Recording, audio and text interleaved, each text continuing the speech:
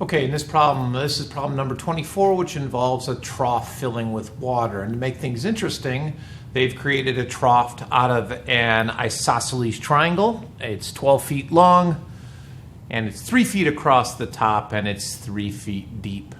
And so I'm sure from your vast stores of geometric knowledge, you know how to find the volume of a triangular prism.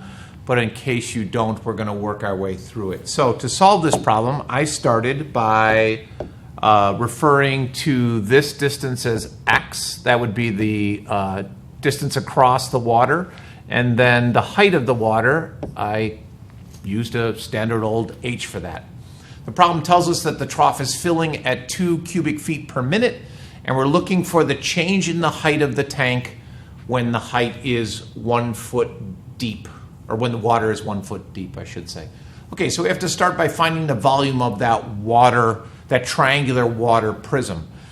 If you look at this little part of the graph there, from geometry, you remember that the volume of a prism is the area of the base times the height. So this is a prism that's been laid on its side, and if we tweak that a little bit, we get this being the area of the triangle times 12 because the trough is 12 feet long.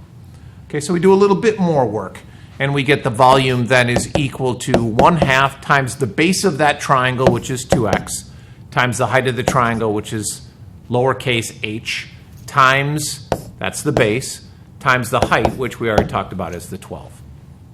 Okay, so there's our volume, which, if we simplify that, we get 12xh.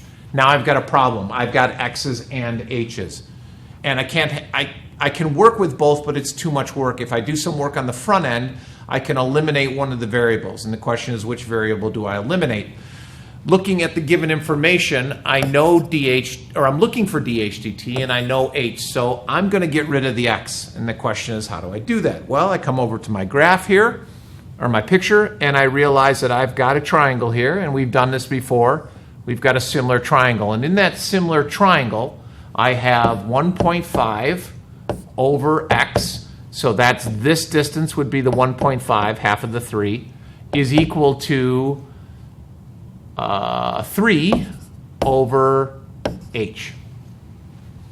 So halfway across the tank over halfway across the water is equal to the height of the tank over the height of the water.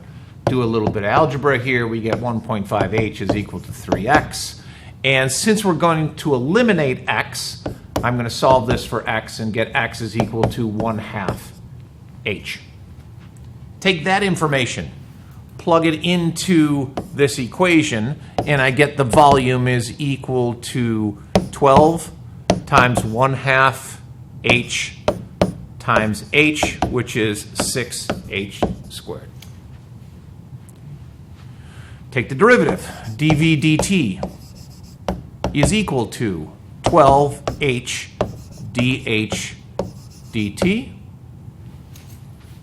I know the dv dt, that was given information, that's 2. I know the height is 1, and therefore we can solve for dh dt. So dh dt would be 1/6, 2 divided by 12.